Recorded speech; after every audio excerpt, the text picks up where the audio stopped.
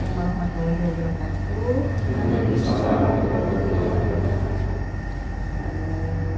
Pada kesempatan ini saya akan menjelaskan, memperkenalkan diri juga sekaligus nanti akan menerangkan mengenai rencana pembelajaran semester.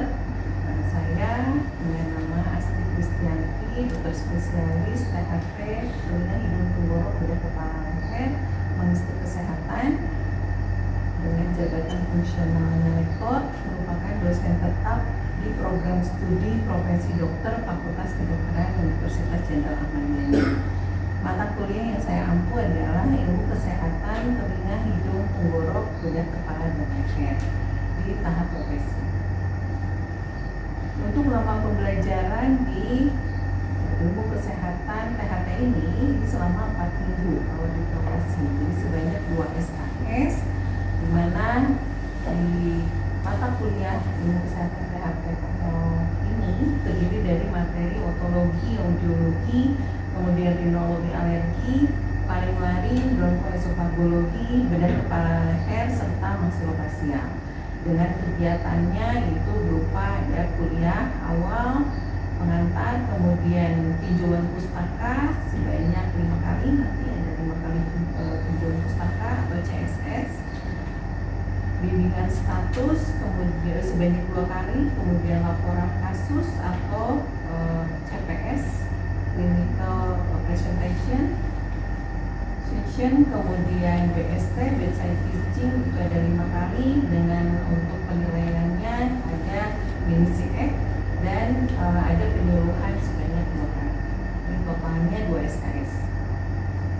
Capaian pembelajaran untuk di ilmu kesehatan THT BKL ini adalah untuk bisa menegakkan diagnosis berdasarkan data anamnesis, pemeriksaan fisik, interpretasi pemeriksaan penunjang pada kasus THT BKL, mengaplikasikan ilmu kedokteran dasar yang berkaitan dengan patogenesis dan patofisiologi, serta kemungkinan komplikasi pada kasus THT BKL, merencanakan pengelolaan dalam simulasi kasus ilmu THT sesuai dengan kompetensi dokter umum dalam manajemen pengelolaan kasus THT BKL, melakukan simulasi keterampilan klinis terkait prosedur kedaruratan medik dalam pengelolaan kasus THT BKL, dan mengaplikasikan konsep profesionalisme, komunikasi efektif, mediko-legal dalam pengelolaan kasus terkait ilmu kesehatan THT BKL.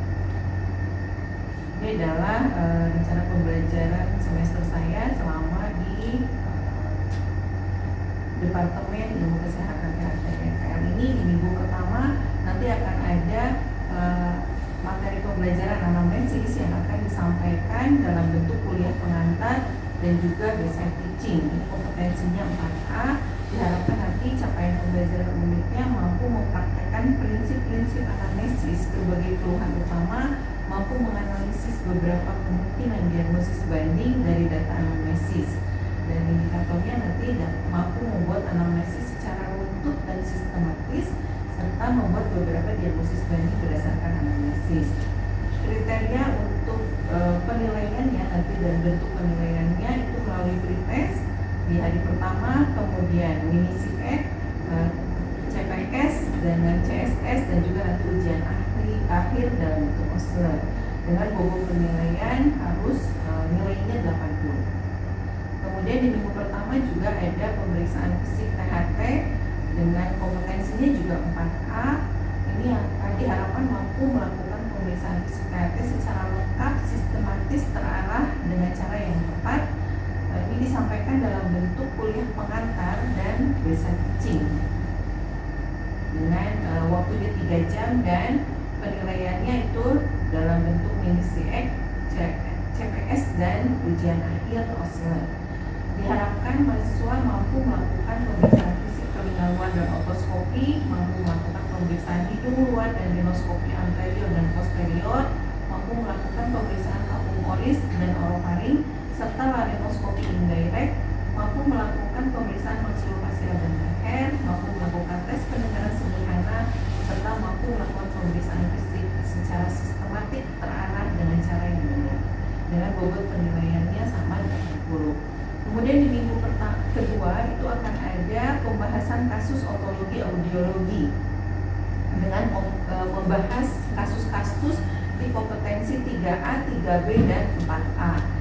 Dokter muda diharapkan mampu membuat diagnosis klinik kasus otologi audiologi dan mampu memberikan terapi awal pada kasus otologi audiologi dengan kompetensi 3 dan terapi farmakologi dan non-farmakologi secara mandiri dan tuntas pada kasus dengan kompetensi 4 serta merujuk untuk penanganan selanjutnya dengan kompetensi 3A atau 3B atau dengan kombinasi.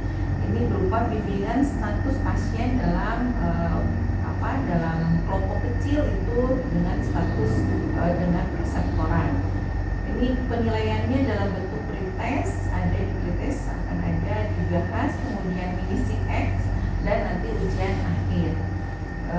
Dengan tujuan ini indikatornya akan bisa menganalisis hasil anamnesis sebagai dasar diagnosis, kemudian menganalisis hasil pemeriksaan fisik sebagai dasar diagnosis, bisa menegakkan diagnosis klinik, melakukan terapi awal pada kasus kompetensi 3A, melakukan terapi farmakologi dan non-farmakologi pada kasus dengan kompetensi 4, melakukan rujukan kasus bukan atau gawat darurat dengan kompetensi 3A atau 3B atau dengan komplikasi.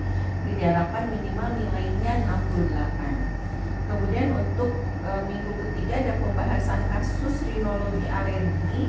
Ini sama dengan kompetensi 3A, 3B, dan 4A. Bentuknya juga sama. Untuk pembelajarannya dengan bimbingan status pasien yang dibuat oleh mahasiswa. Kemudian diharapkan dokter muda ini mampu membuat diagnosis klinik kasus rinologi alergi sehingga juga memberikan terapi sesuai dengan kompetensinya. Penilaian dalam bentuk pretest, mini CX, dan Osler diharapkan bisa menganalisis kasus di rinologi dan alergi sebagai mulai dari anamnesis, kemudian pemeriksaan fisik, nanti ada pemeriksaan penunjang dan juga terapi sesuai dengan kompetensi. Diharapkan nilai yang tercapai itu minimal 68. Untuk minggu keempat nanti akan ada pembahasan kasus faring-laring untuk kompetensi 2, 3A, 3B, dan 4A. Untuk kompetensi ini sama, dokter muda diharapkan membuat diagnosis klinik kasus rinologi alergi, mampu memberikan terapi awal pada kasus rinologi alergi dengan kompetensi kasus faring-laring dengan kompetensi 3 dan 4 sesuai dengan kompetensi. Ini penilaiannya dengan BST, CSS, CPS, kemudian dengan bimbingan status pasien. Dan nanti penilaiannya itu dari pretest, kemudian mini CX, CSS, CPS, dan dari ujian akhir.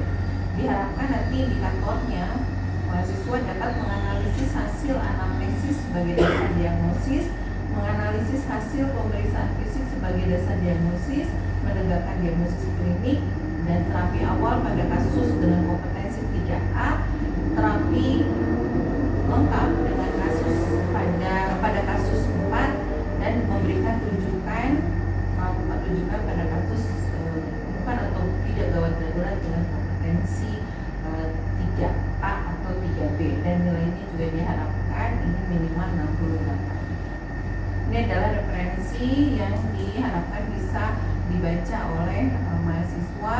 Ada 10 referensi utama dan nanti referensi tambahan dari jurnal-jurnal yang bisa diakses nanti di Google Drive.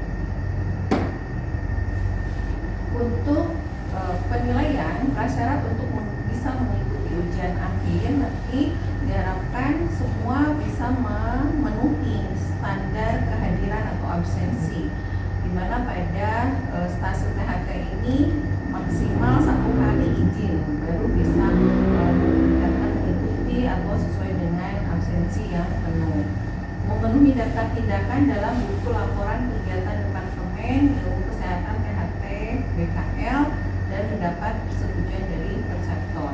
Untuk aspek penilaian ini bobotnya berbeda-beda, pretest 5%, kemudian laporan kasus atau CPS 15%, tujuan pustaka atau CSS 15%, mini CX 10%, penyuluhan 5%, THT komunitas 5%, ujian akhir 40%, dan nilai harian itu 5%, dengan total 100%. Mahasiswa dinyatakan lulus apabila mencapai nilai 68 atau dengan mutu B, dan apabila kurang dari 68 nyatakan tidak lulus dan harus mengikuti remedial yang nanti akan diatur kemudian. Oke, demikian rencana pembelajaran semester dari saya. Terima kasih. Assalamualaikum warahmatullahi wabarakatuh. Assalamualaikum warahmatullahi wabarakatuh. Apa kabar semua?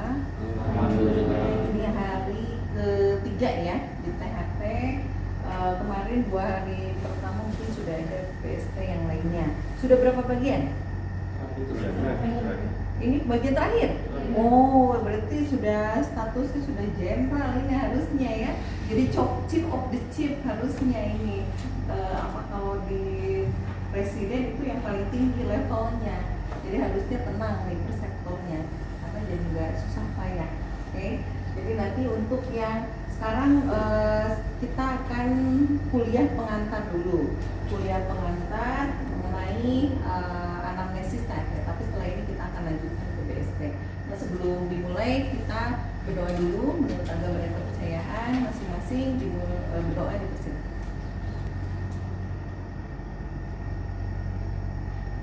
Ya. Oke. Sebetulnya apa yang disampaikan di sini mungkin sudah pernah ketemu pada saat sarjana kedokteran, karena kan semuanya ada di skenario diskusi kelompok ya dan sebagainya. Kuliah pengantar ini singkat saja nanti untuk awal sebelum kita nanti BST. Jadi setelah ini kan ada bedside teaching untuk anamnesis. Kalian nanti bisa akan latihan nanti masing-masing dengan teman sendiri, kemudian akan dituliskan, akan direkapkan. Oke. Nah, tujuan yang sekarang kita kuliah pengantar ini adalah untuk menegakkan diagnosis berdasarkan anamnesis. Karena data anamnesis berapa persennya dari diagnosis? Kita harapkan sampai 80%, minimal 60%. Jadi jangan terlalu sedikit, karena sekarang kan sudah ada itu ya, Halodoc yang online, konsultasi online, semuanya kan hanya berdasarkan pada anamnesis. Jadi sekarang perlu diasah betul anamnesis yang betulnya itu seperti apa. Tuh. Nanti pemeriksaan fisik akan melengkapi anamnesis sekaligus juga objektivitasnya dari diagnosis klinis. Baru kalau ada pemeriksaan penunjang kita interpretasi. Kemudian jangan lupa kedokteran dasar sebelum anamnesis memang harus tahu dulu ilmu dasarnya, IKD-nya, supaya kalau ada keluhan utama runtutnya seperti apa. Oh ya, anatominya telinga, tulang telinga itu seperti apa, tahu dulu anatomi fisiologi, baru bisa tanya-tanya patologinya. Oke. Kemudian harus profesional ya. Bagaimana cara berbicara ke pasien, kemudian bagaimana kita menghadapi pasien dengan karakteristik yang berbeda-beda. Oke, outputnya ini mampu membuat analisis secara runtut, sistematis, kemudian nanti membuat diagnosis. Jadi jangan terlalu banyak diagnosis dari anamnesis karena sudah disingkir-singkirkan, makanya harus tahu alurnya dulu. Oke. Jadi garis besarnya apa? Persiapannya mau apa dulu nih? Kalau mau melakukan anamnesis, apa saja yang harus disiapkan? Kemudian komponen anamnesis apa? Urutannya atau bagian-bagian yang nggak boleh kelewat. Kita harus bisa juga membuat resume anamnesis atau resume klinis atau dasar diagnosis dari anamnesis. Itu penting. Kemudian nanti bisa membuat diagnosis dan diagnosis banding sebanyak 60-80% dari diagnosis dari anamnesis. Jadi paling banyak kalau bisa sih hanya 3 diagnosis banding. Tinggal memastikan dari pemeriksaan fisik. Oke, persiapannya sebelum anamnesis. Ini persiapan alat, tempat alat harus senyaman mungkin. Kalian tidak mau kan kalau misalnya anamnesis di tempat yang sangat berisik, itu tidak ideal. Tuh, jadi tempatkan pasien dan juga disesuaikan dengan kondisi pasien.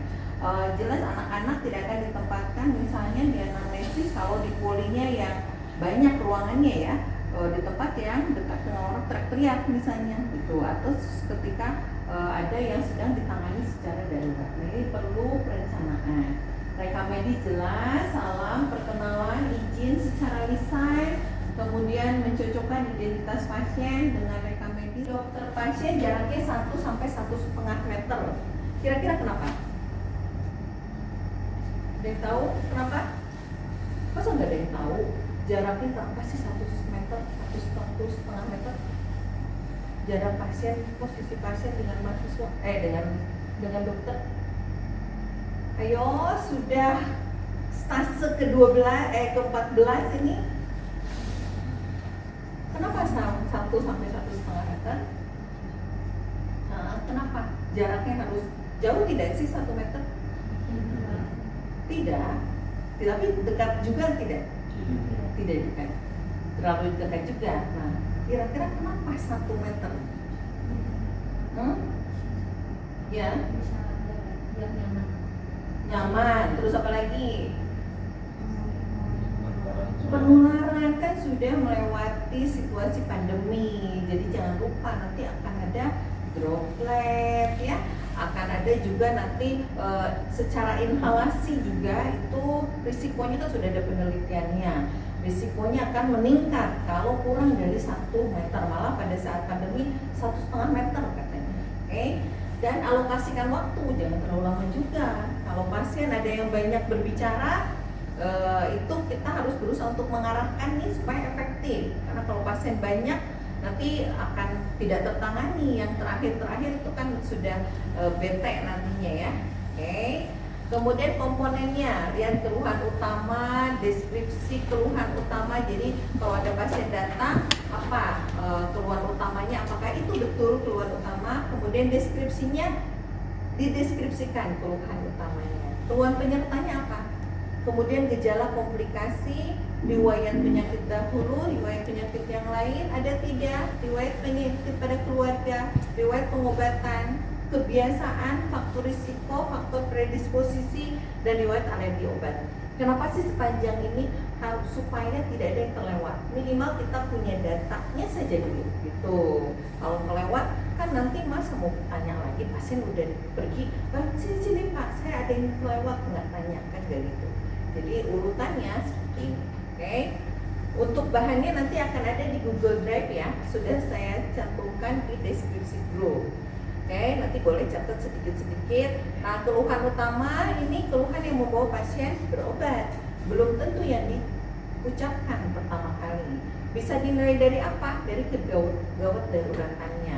Misalnya kalau keluhannya sakit telinga dengan telinga terasa berdengung. Kira-kira yang akan membawa pasien datang berobat yang mana? Sakit telinga. Kalau antara sakit telinga dengan keluar cairan dari telinga, kira-kira apa yang akan membawa pasien datang? Keluar cairan. Itu lihat dari keluar cairan. Aduh, buru-buru. Awalnya sakit aja dulu, mungkin bisa ditahan, kecuali sakit berat ya. Itu mungkin itu akan membawa pasien. Tadinya keluar cairan biasa saja. Begitu sakit hebat, langsung datang. Jadi lihat severitasnya. Oke, keluhan telinga ini semuanya ada di Standar Kompetensi Dokter Indonesia yang sekarang masih berlaku kan 2013. Jadi lihat dia keluhannya apa di telinga, keluhan di hidung, semuanya ada di situ. Jadi yang paling banyak keluhan telinga, keluhan hidung yang paling banyak apa saja, keluhan tenggorokan apa saja, nanti akan mengguiding kalian untuk kemudian mengetahui ini DD-nya kira-kira apa. Gitu. Kemudian dideskripsikan, apa saja sih yang perlu dideskripsikan, unilateral atau bilateralnya. Kalau ada kanan kiri, telinga kanan kiri, itu tanyakan telinganya sebelah mana, kanan kiri atau dua-duanya. Konsepnya jelas, kita akan membagi dua bagian apa? Akut dan kronis atau subakut boleh. Kemudian frekuensi terus-terusan hilang timbul akan berbeda, intensitas makin berat tidak. Kemudian faktor pencetusnya dicetuskan oleh apa? Atau yang mengurangi dan menambah keluhan. Oke. Sekret. Jadi kalau ada ada keluhan keluar cairan, ingus, ada dahak, lendir, harus dideskripsikan mulai dari konsistensinya, warnanya, bau, darah, jumlah. Kira-kira kalau tahu Kenapa sih harus tahu konsistensi, harus tahu warnanya, harus tahu baunya, untuk apa sih? Etiologinya. Kemungkinannya kalau misalnya kental kuning berbau, kira-kira apa? Bakteri, itu jelas tuh ya. Kalau ada baunya anaerob, oke. Kalau ada darahnya kemungkinan trauma atau keganasan. Keluhan penyerta sebaiknya sesuai dengan yang diajarkan di tahap sarjana. Keluhan penyerta itu disampaikan ke pasien dalam bentuk pertanyaan terbuka. Jadi apalagi yang dikeluhkan Pak? Tuh, kalau misalnya kira-kira bingung atau nggak ada yang ditanyakan lagi, boleh dalam bentuk pertanyaan terbuka, ya. Jadi termasuk di sini akan kita tanyakan gejala komplikasi, riwayat penyakit apa saja harus ditanya, penyakit sebelumnya, penyakit yang lain, keluarga, pengobatan, kebiasaan, dan terakhir yang wajib riwayat alergi obat. Ini anamnesis yang benar harus apa sih? Harus jelas. Kalau pelan-pelan, kalau saya ngomong seperti ini kan nggak terlalu jelas. Nah, kalau saya ngomong seperti ini, jadi lebih jelas gitu ya. Nanti kalau pasiennya, misalnya kita bicara dengan suara normal, itu sekaligus sebetulnya ngecek ya, ada gangguan dengar atau tidak. Tuh, kalau misalnya ya gitu, artinya ada gangguan dengar, minimal gangguan dengar derajat apa tuh? Ya, minimal. Oke. Ini langsung ditulis ya, runtut tadi sesuai komponen, kemudian langsung ditulis. Jadi jangan dikopek dulu ya, langsung tulis di status. Nanti kalau misalnya ada yang dikoreksi boleh coret, boleh ditarap. Dan harus ada konfirmasi kalau kira-kira nggak jelas. Resume apa saja yang harus ada? Poin penting anamnesis apa saja yang kira-kira akan mendukung ke arah diagnosis, dan itu perlu disampaikan ke pasien. Kenapa? Karena pasien perlu tahu, oh ya memang itu keluhan saya gitu ya. Resume ini juga sekaligus sebetulnya akhir dari anamnesis, konfirmasi, sekaligus juga nanti akan ada diagnosis. Ini ditulisnya semua sudah punya status pasiennya, sudah punya, oke. Jadi nanti akan dinilai scoringnya ini 15 kalau di status. Nanti akan ada lagi scoring untuk di mini SIEK. Nanti akan ada lagi penilaiannya dengan ujian kepanikan nanti yang terakhir. Jadi ada poin anamnesis yang sudah per poin nilainya sudah, kenapa harus begini? Karena tadi kan 60 sampai 80% dari anamnesis. Oke, sampai sini ada pertanyaan? Ada pertanyaan tidak? Oke, ini referensinya. Jadi kalian bisa ngeklik di link Google Drive apa saja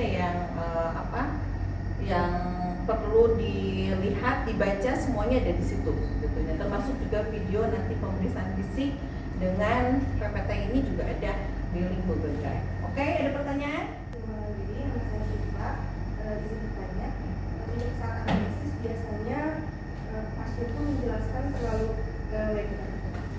cerita kemana-mana. Bagaimana cara memfokuskan pasien supaya nggak terlalu lama tadi ya. Jadi caranya bagaimana ketika pasien bisa sedang bercerita panjang lebar, bahkan mungkin nanti cerita keluhan anaknya, keluhan suaminya, atau keluhan yang lain, tetangganya mungkin ya, yang juga mengeluh. Kita harus harus memfokuskannya. Oh ya, mohon maaf Bu, boleh saya potong dulu. Tadi saya tadi keluhan Ibu misalnya sakit telinga. Nah, sakit telinganya seperti apa Bu? Gitu. Oh, kalau nggak kita konfirmasi langsung. Misalnya, oh ya itu kan sepertinya tuh gimana ya Dok ya? Kalau sakitnya tuh terus-terusan, terus kalau saya lagi oh jadi sakitnya makin berat ya Bu. Jadi bisa langsung potong dalam bentuk kesimpulan. Tuh, jadi misalnya kesimpulannya ini sakit telinga, terus harusnya kan sebenarnya sakit telinganya sudah 2 hari, tapi ceritanya panjang lebar gitu. Jadi potongnya, oh jadi sudah 2 hari ya Bu ya? Ya pokoknya waktu itu ketika saya beri gimana, nggak usah potong. Berarti dari hari Sabtu ya Bu ya? Tuh, jadi kita langsung memotong untuk yang ceritanya terlalu banyak itu dengan sekaligus juga menegaskan, oh datanya sebetulnya ini gitu, yang ingin disampaikan oleh pasien. Itu nanti dianalisis supaya nggak panjang lebar, karena waktunya kita batasi. Memang satu pasien sebaiknya tidak sampai 30 menit. Tuh, sama itu dari mulai awal anamnesis sampai terakhir. Kenapa? Karena itu di penelitian yang karena pandemi kemarin kan semua paparan akhirnya diteliti. Jadi kita perlu untuk membatasi kontak dengan pasien, apalagi untuk kasus pasien dengan penyakit infeksius. Kalau di atas 30 menit itu risikonya akan naik 2 kali lipat untuk terpapar. Itu ya. Ada lagi? Mengerti? Begitu ya? Nanti bisa latihan dengan temannya dengan yang pada saat buat status. Ada lagi? Ya, silakan. Ya. Izin tanya dok, karena saya Muhammad Surya. Izin tanya dok, kalau PHP mungkin dari kemarin itu banyak pasien anak kecil dok. Nanti kan mungkin nggak bisa menjabarkan keluhannya seperti apa. Nanti untuk analisis kita orang tuanya atau misalkan untuk menyingkirkan diagnosis nantinya seperti apa. Heteroanamnesisnya ya, supaya dapat ya. Memang kalau pasien anak itu gampang-gampang susah. Kalau anaknya rewel, bagaimana kita tanya? Anaknya teriak-teriak gitu. Jadi dengan data yang sesingkat mungkin, atau malah mungkin ibunya juga bukan yang selama ini yang mengasuh, bisa saja misalnya pengasuh. Nah, sebisa mungkin kita akan mendapatkan informasi dari walinya atau pengantarnya itu yang betul-betul tahu. Jadi kalau misalnya Mbak itu banyak yang ditanyanya, jadi bukan orang tuanya gitu. Jadi kalau misalnya ibunya yang lebih tahu, kita memang perlu tanyakan sesuai dengan akhirnya, memang sesuai dengan yang diketahui ibunya. Kalau anaknya responsif, ekspresif bukan responsif, ekspresif kan semua gejala sebetulnya akan kelihatan, akan tahu gitu. Yang namanya heteroanamnesis ya seperti itu. Jadi perlu keahlian tersendiri untuk kita bisa mengorek. Sama dengan kalau anak berarti dengan yang misalnya retardasi mental juga ya, atau yang pasiennya tidak sadar, bagaimana caranya? Ya kita terpaksa dapat data dari itu terbatas gitu. Tapi dengan data-data itu kita akan berarti porsinya anamnesis itu lebih rendah. Tapi minimal kan 60% ya. Tuh, jadi nanti akan dikonfirmasikan lagi dengan pemeriksaan fisik, nanti dengan pemeriksaan penuhnya gitu. Ada pertanyaan lagi? Setelah ini kita akan bedside teaching. Jadi nanti bedside teachingnya teman dulu, ke teman sendiri dulu, buat keluhan, kemudian nanti setelah itu baru ke pasien. Jadi kalau sudah saya nilai sudah baik anamnesisnya, lutut sudah bagus komponen anamnesisnya, baru nanti akan mulai mengambil pasien besok. Jadi setelah kegiatan ini kita akan bedside teaching. Gitu ya. Oke, tidak ada lagi pertanyaan. Sudah cukup. Baik, kita akan akhiri saja kuliah pengantar ini. Langsung kita lanjutkan dengan bedside teaching yang pertama untuk anamnesis sekaligus pemeriksaan fisik. Terima kasih. Assalamualaikum warahmatullahi wabarakatuh. Waalaikumsalam warahmatullahi wabarakatuh.